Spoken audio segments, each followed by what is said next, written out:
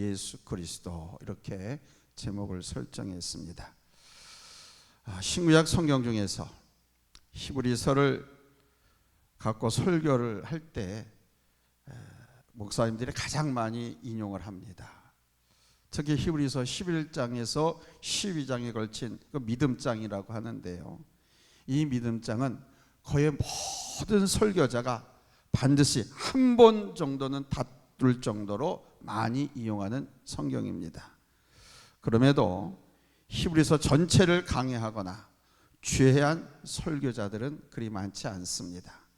저는 이번에 도전하려고 합니다. 전체를 다 강해할 예정입니다. 왜 전체를 강해하거나 설교한 목사님들이 많지 않은가? 그 이유는 히브리서가 내용이나 형식면에서 다른 일반 바울 서신들과는 달리 정말 난해하고 까다로운 부분들이 많이 있기 때문입니다.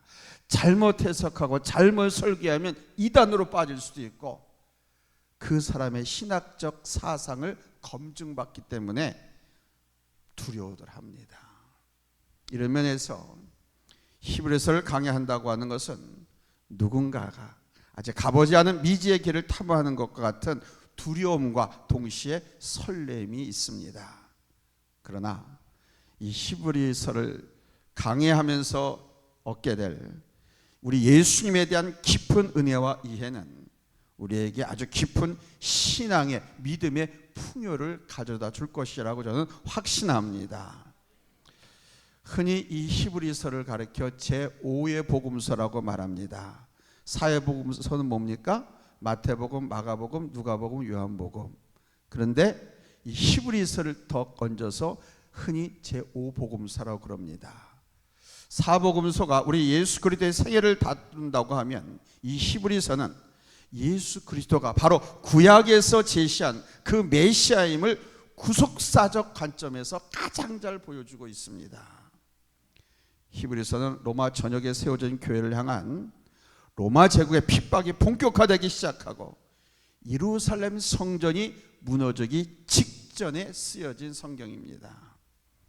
로마 제국의 조직적이고 대대적인 핍박으로 사도들도 순환을 당하고 순교도 당하고 숨고, 또 수많은 성도와 교회들이 파괴되고 핍박받고, 그 때문에 성도들은 막 뿔뿔이 살기 위해서 흩어지게 되었습니다.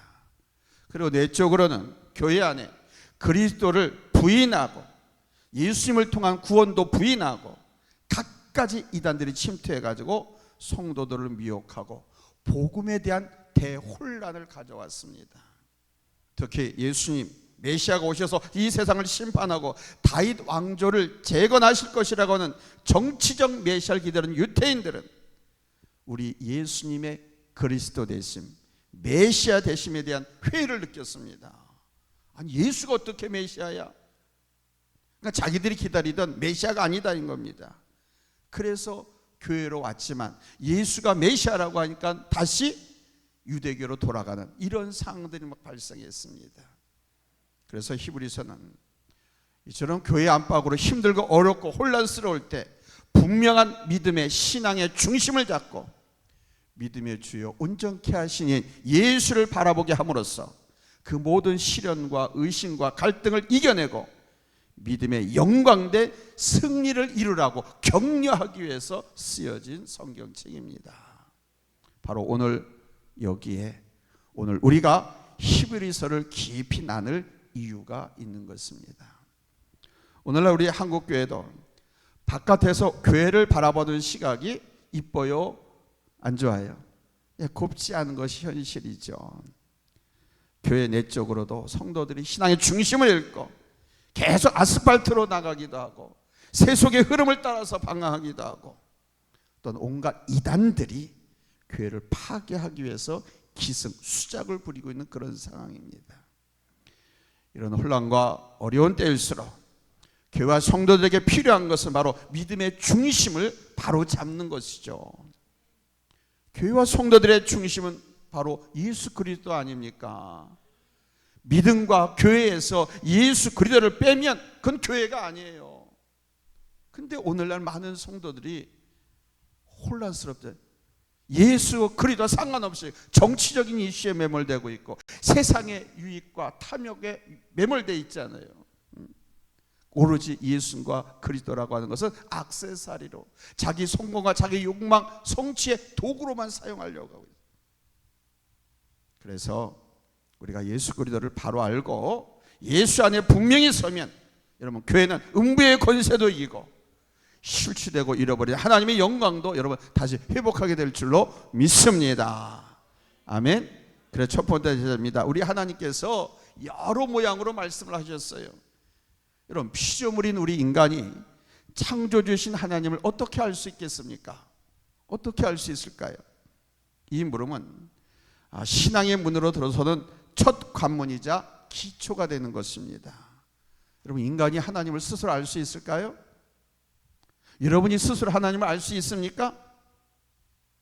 여기에 대해서 그렇다, 알 수 있다 라고 대답하는 순간 그 대답은 신앙에서 빗나간 인본주의로 나가는 길로 접어드는 겁니다. 그러나 이 질문에 아닙니다, 인간은 결코 스스로 하나님을 알 수가 없습니다 라고 말을 하면 그때부터 그는 신앙의 문으로 접어드는 거예요. 앞에 물음의 핵심은 스스로라고 하는 단어입니다. 스스로. 인간은 스스로의 지식이나 경험과 노력을 통해서 하나님을 알 수 있다 없다? 없습니다. 하나님께서 우리 인간을 찾아와 주시고 하나님을 알 수 있도록 계시하기 전에는 알 수가 없어요.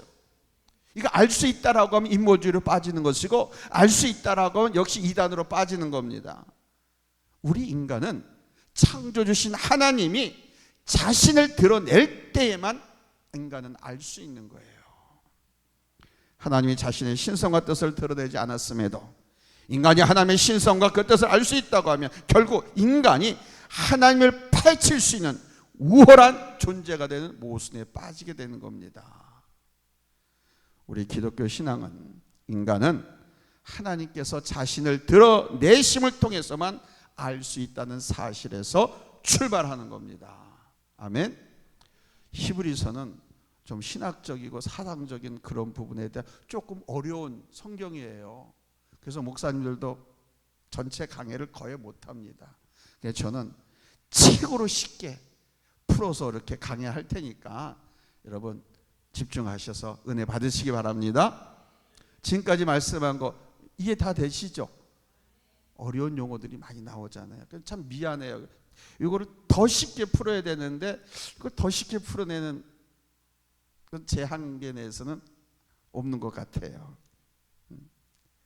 우리 하나님께서 피조물에게 자신을 드러내신 것을 가서 리벨레이션, 계시라고 말하는 겁니다. 하나님께서 자신을 피조물에게 드러내시는 것.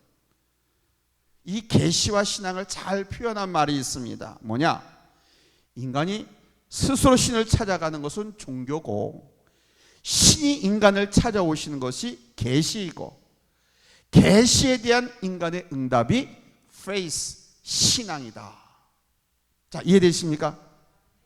여러분, 우리 기독교 신앙은 하나님이 존재하시고 하나님이 인간에게 자신을 드러내신 계시로부터 출발하는 거예요. 믿습니까? 그래서 성경 전체 첫 장이 창세기 1장 1절에 이렇게 시작하는 겁니다. 태초에 하나님이 천지를 창조하시니라. 1장 1절이 바로 이 말씀이 모든 피조 세계의 창조를 통해서 하나님께서 당신의 존재와 신성과 뜻을 드러내셨다는 그런 의미인 겁니다. 태초에 하나님이 천지를 창조하셨다라고 하는 이 말이 맞아요. 창조는 하나님이 피조물에게 자신을 드러내신 첫 번째 계시, 창조를 통해서 드러난 우리 하나님의 계시를 통해 인간은 우리 하나님의 신성과 영광과 하나님의 지혜와 능력을 비로소 알게 되는 것입니다. 이것처럼 창조물인 자연을 통해서 인간이 하나님을 알 수 있도록 자신을 드러내신 계시를 신학적으로 일반 계시라고 하는 거예요. 일반 계시. 계시는 두 종류가 있어. 이 일반 계시와 특별 계시. 그런데 이처럼 분명한 하나님의 계시에도 불구하고 사람들이 하나님을 깨닫지도 않고 믿으려고 하지도 않고 돌아오려고 하지도 않고 하나님 없는 것처럼 살아가잖아요.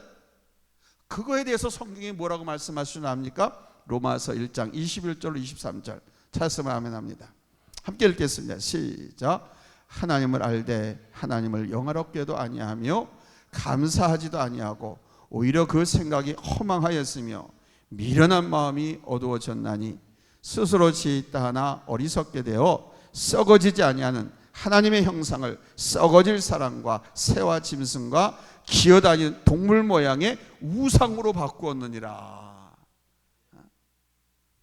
우리 하나님은 분명한 계시를 통해서 자신을 열어주셨지만 죄로 타락한 인간이 이처럼 분명 하나님의 계시에도 불구하고 더 어두워지고 우둔하게 되었다는 말씀입니다. 이처럼 인간은 스스로의 어둠과 우둔함으로 인해서 하나님을 알지 못한 채 영원한 파멸로 향할 수밖에 없는 것입니다. 그래서 타락한 인간에게 하나님의 뜻을 바로 알려주는 일이 필요한 겁니다. 그래서 우리 하나님께서 때론 천사를 통해서, 때론 노아나 아브라함을 불러서, 또 출애굽한 이스라엘 백성들을 통해서, 그러니까 성경의 인물과 사건들을 통해서, 나중에는 하나님의 말씀을 대언하러 세워진 선지자를 통해서 구체적으로 계시를 전달하셨습니다. 이게 뭐냐?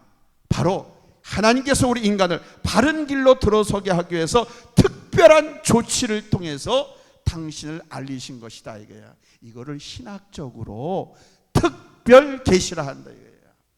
아멘. 성경에 기록되어 있자 이런 일들이, 그게 성경이 특별 계시인 거예요. 죄와 타락으로 어둡고 어리석게 된 인간은 일반 계시로는 안 되기에 특별 계시를 통해서 하나님과 그분의 뜻에 응답하도록 기회를 인간에게 주신 겁니다. 그것이 오늘 본문 1절에서 말씀하신 내용입니다. 1절 같이 읽겠습니다. 시작. 이쪽에 선지자를 통하여 여러 부분과 여러 모양으로 우리 조상들에게 말씀하신 하나님이, 아멘. 이게 특별 계시. 근데 어떤 사람들은 그러잖아요. 자기가 하나님 기도해서 계시를 받는다고. 그런 건 없어요.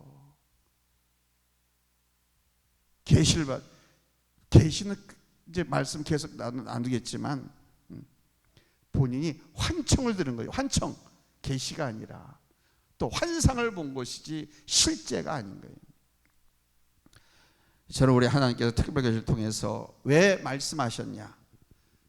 타락하고 세상으로 나간 인간들아, 돌아와서 하나님께 응답하고 복되고 영광스러운 삶을 살도록 하기 위한 우리 하나님의 사랑을 성경책으로 특별 계시로 이렇게 나타내 보이신 거라는 거예요.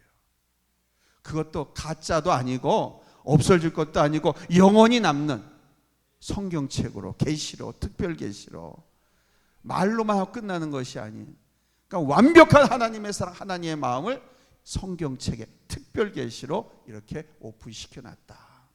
아멘. 왜 그러냐? 죄로 인해 타락한 우리 인생을 구원하기 위한 우리의 하나님의 그 사랑이, 그러니까 특별 계시의 본질은 뭐냐? 죄 있는 우리를 향한 하나님의 사랑의 구체적인 표현이더라는 거죠. 두 번째는 이 모든 날 마지막에 또 성경에 보니까 아들로 말씀을 하시고 계십니다. 그 아들이 누구냐? 예수 그리스도입니다. 앞서 특별 계시에 대해서 말씀을 드렸는데 이 특별 계시의 꽃은 뭐냐? 바로 예수 그리스도인 겁니다. 모든 계시의 종착역, 모든 내용은 예수 그리스도로 귀결되고 있어요.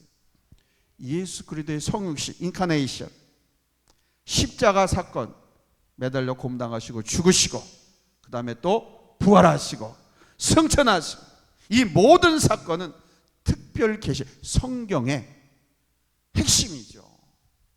아멘. 바로 이 특별 계시의 완성자로 예수님께서 오셨다고 오늘 본문은 말씀하고 있는 거예요. 지금까지 계시는 선지자나 하나님의 백성 또는 천사를 통해서 말씀하셨습니다. 그 내용을 구약 성경에 기록해 놓으신 거고요. 그런데 삼위의 한 분이신 하나님의 아들 예수 그리스도가 인간의 몸을 입고 인간 세계에 오셔서 직접 말씀하셨어요. 그게 복음서 아닙니까? 그리고 하나님의 영광과 뜻과 본성을 다 드러내셨습니다. 하나님의 아들 제2의 성자 예수님이 직접 오셔서 우리 인간에게 말씀하신 것은 바로 우리 인간에 대한 하나님의 최고의 대우이자 사랑의 표현, 관심의 표현이라는 겁니다. 우리가 이해할 수 있는, 믿을 수 있는, 눈에 보이는, 우리 인간들은 그렇지 않아요. 안 보이고 직접 듣지 아니하면 못 믿는 습성이 있잖아요. 그래서 우리를 사랑하셔가지고 최대의 관심이 너에게 있다고 하는 거, 너를 구원하겠다는 것을 직접 예수를 보내셔서 믿게 하고 보게 하셨다는 거예요. 믿습니까? 우리나라에도 어느 나라도 마찬가지입니다. 새로운 대통령이 선출되면 주변 각국의 특사를 파견합니다. 가장 중요한 문제를 다뤄야 할 국가에 어떤 특사를 보낸 줄 아십니까?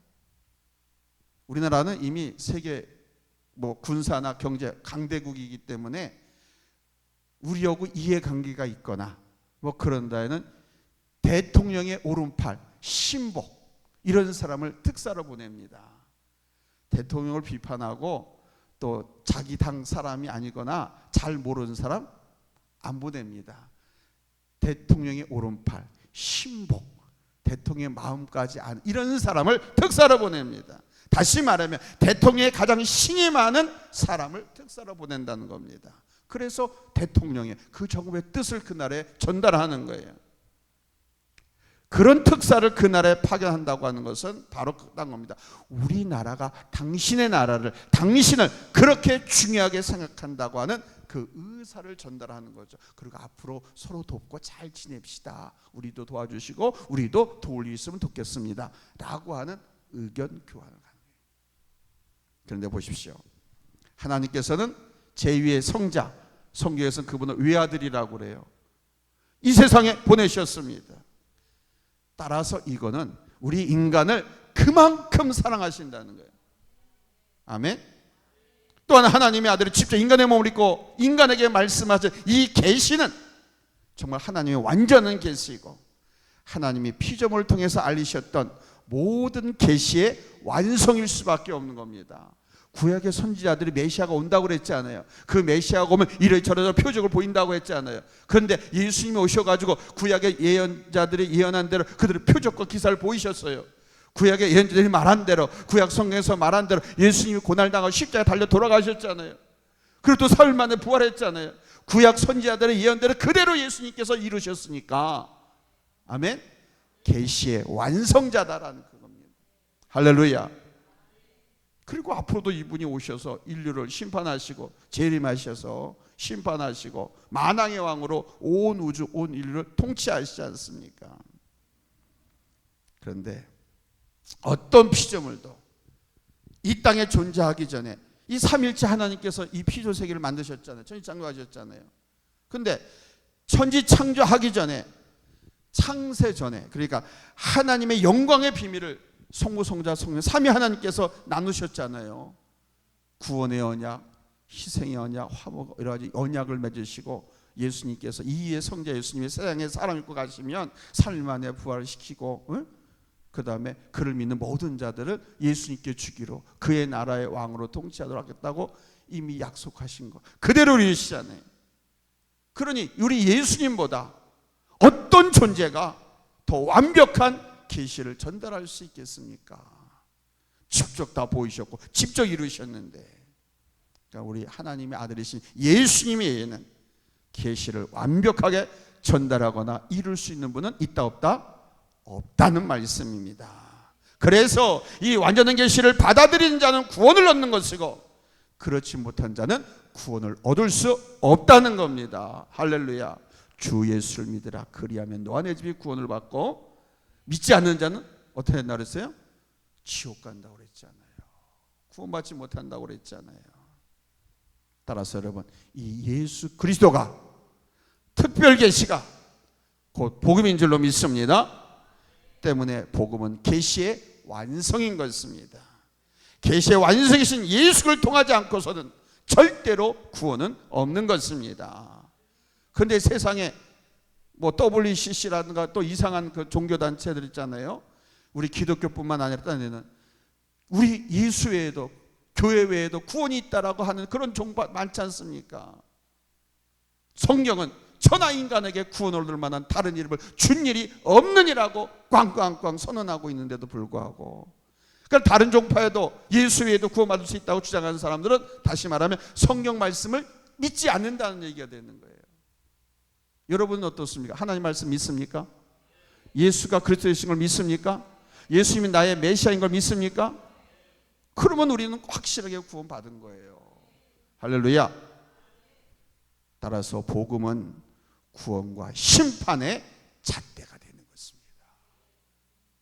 마지막으로 세 번째는, 우리 예수님은 여러분 이런 존재이십니다. 앞서도 많이 말씀드렸지만 오늘 히브리서 기자는 그 하나님의 계시의 완성자이신 하나님의 아들 예수님이 이 땅에 오셔서 사람들에게 당신이 더 자세하게 자기를 소개하셨습니다. 세례 요한에게 세례 받을 때도 사람들의 표적과 기사를 통해서도 스스로 당신이 하나님의 일은 나를 본 자는 아버지를 본 자다라고 말씀하시면서 아주 그렇게 우리에게 말씀을 하셨어요. 특별히 예수 그리스도를 분명히 알게 됨으로써 우리가 더 주님을 사랑하게 되고요. 그렇죠? 예수님이 계신 복음에 응답해서 여러분 구원의 감격을 누릴 수가 있는 것이죠. 그런데 이 복음을 받아들이지 못하면, 예수님을 그리스도로 인정하지 못하면 우리는 구원의 감격을 누릴 수가 없는 거예요. 그런 마음으로 히브리서 기자는 본문 2절 후반절에서 예수님을 이렇게 소개합니다. 이 아들을 만유의 상속자로 세우시고 또 그로 말미암아 모든 세계를 지으셨느니라. 아멘. 여기 만유의 상속자라는 말은 온 세상 만물에 대한 소유권과 통치권 전부를 성부 하나님께로부터 예수님이 부여받으셨다라는 뜻입니다. 이 말씀이 그거예요. 또 중요한 말씀은 그로 말미암아 모든 세계를 지으셨느니라 하신 이 말씀입니다. 아니 예수님에 대해서 말하는데 그로 말미암아 모든 세계를 지으셨다고 그래요. 여기 그로 말미암의 뜻은 뭐냐면 성부 하나님께서 이위의 성자 아들 예수님과 함께 그 아들을 통해서 만물을 창조하셨다는 뜻입니다. 무슨 말인지 이해되세요? 믿습니까? 그러니까 창세기 전에부터 성부 성자 성령 삼위 하나님께서 특별히 말씀하시기를 성자 예수님과 함께 모든 것을 창조했다, 만들었다라고 선언하시는 겁니다. 그러므로 여러분 우리 예수님은 만물의 주인이시고 창조주요 영광을 받으시기에 합당한 분이신 줄 믿습니다. 그래서 우리가 예수를 그리스도로만 말하지 않고 예수님, 그래서 우리가 하나님이라고도 우리가 부르는 거예요. 삼위일체 하나님이니까. 할렐루야. 때문에 우리도 이 주님의 영광 위에서 살 때 최고의 존재 목적을 이루게 되는 것입니다. 인본주의 세상적으로 볼 때 참 좋은 겁니다. 인간 중심 사상이 인본주의예요. 그런데 하나님 앞에서 인본주의를 이야기하면 그거는 교만이 되는 겁니다. 사람을 누가 만들었는데? 하나님이 만들었는데. 왜 만들었습니까? 당신이 영광 받기 위해서. 그러셨다고 그러잖아요. 이 세계와 만물의 주인은 바로 예수님이시고 또 그 만물은 예수님의 영광을 위해서 지어졌습니다. 이것을 바로 아는 것이 진리이고 어둠에서 빛으로 탈출하는 여러분 출발임을 잊지 마시기 바랍니다. 아멘. 그 이어지는 본문 3절에서 히브리서 저자가 예수님을 이렇게 소개합니다. 예수님을 소개하는 거예요. 같이 읽겠습니다. 시작.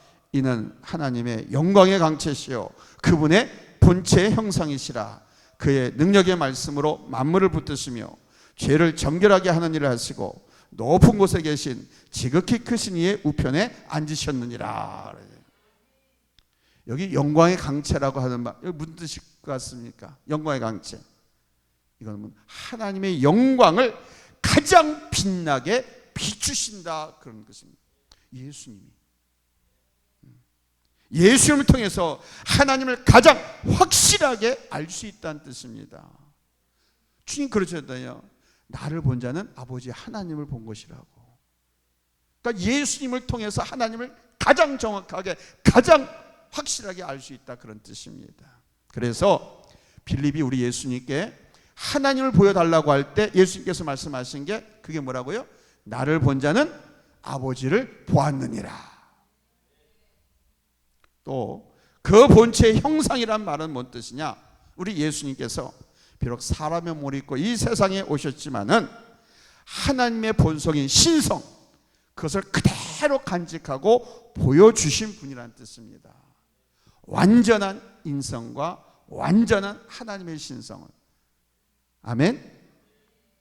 영광의 광채란 말과 같은 내용의 어해적 반복으로서 우리 예수님의 신성과 그 영광의 계시를 강조한 표현이 영광의 광채와 그 본체의 형상, 그 뜻인 거예요.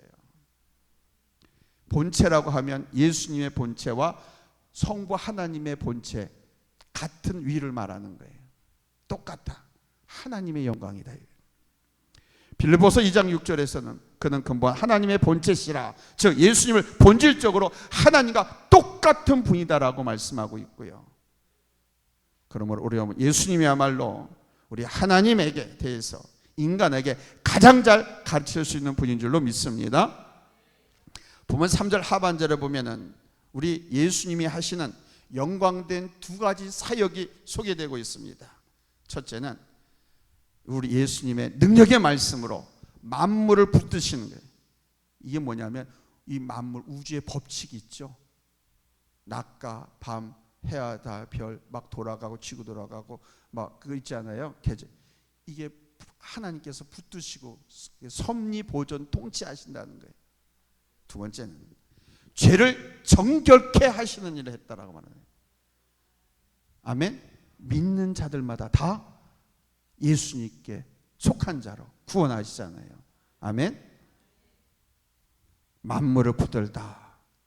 뭐 우리가 생각하는 것보다 대단히 약하다는 것을 의미합니다. 왜? 그래서 주님이 붙드신다는 거예요. 주님이 붙드심을 놓으면 행성끼리 별끼리 막 대충돌이 일어나는 거예요. 아멘. 그리고 이 지구가 말 그대로 난리가 나는, 한마디로 말해서 이게 약하다는 거죠. 이거를 붙드시고 계시기 때문에 이렇게 지금 통치되고 유지되고 보존되고, 그 뜻입니다. 놓아버리는 순간 끝이에요. 끝이에요. 그냥 우주, 지구 대폭발 끝나는 겁니다. 우리가 보기에 뭐 우리가 살고 있는 이 지구나 이 우주가 뭐 영원히 지속될 수 있을 것 같은데 절대로 그렇지 않습니다. 과학자들이 늘 말하잖아요. 이 법칙이 있다, 법칙. 그 법칙을 하나님께서 붙잡고 계시기 때문에 가능해요. 놔버리면 끝나는 거예요. 예수님께서 이 땅에 오셔서 하신 두 번째 정말 중요한 사역은 바로 이 죄를 정결케 해주신 일이죠. 사실 이것보다 더 중요한 일은 없습니다. 인간에게 관해서니까. 이 죄 문제가 해결되지 않으면 우리 인간은 아무 희망이 있고 소용이 없는 거예요. 오늘 히브리서 기자는 바로 우리 예수님께서 이 문제를 완전히 해결하시고 보좌에 앉으셨다라고 밝히고 있습니다. 부활 승천해서 올라가 다 이루었다 하셨잖아요. 그게 바로 그거예요. 죄 문제를 다 해결하고 하나님께서 예수님께서 이 땅에 오셔가지고 그 감당할 사역을 다 이루었다. 아멘. 그 보좌에 앉으신 거예요. 한치의 부족함이나 한치의 모자람도 없이 완벽한 구원을 이루셨습니다. 다시 말하면 오늘 말씀의 제목처럼 계시를 완성하신 예수 그리스도. 할렐루야. 사랑하는 성도 여러분, 이제부터 우리가 할 일은 뭐냐? 이 사실을 믿고 고백하고 또 전파하는 겁니다. 예수님께서 죄 때문에 죽을 수밖에 없는 우리 인간들을 구원하기 위해서 십자가에 달려 죽으셨다가 3일 만에 사망 것을 깨뜨리고 부활하셨음을 믿고 고백하는 성도는 여러분 죄사함의 놀라운 은총에 구원받은 자들의 반열에 들어서게 되는 거예요. 여러분들은 확실히 들어섰잖아요. 그러니까 이제 우리는 전하는 마지막 사명이 남은 거예요. 오늘 히브리서 본문은 바로 이 놀라운 사실을 우리에게 알려주고 있습니다. 앞으로 히브리서를 계속 나눠가면서 정말 하나님의 아들로서 말씀하신 복음이 얼마나 영광스러운 우리 하나님의 사랑이고 은혜의 손길인지를 깨닫고 우리가 복음에 굳게 서서 구원의 감격과 영광을 이루어가는 복된 성도, 복된 교회, 복된 변화가 우리 모두에게 있어지기를 예수님의 이름으로 축원합니다. 할렐루야. 내가 증거하면서도 너무 어렵게 한 것 같아요. 죄송합니다. 기도하겠습니다.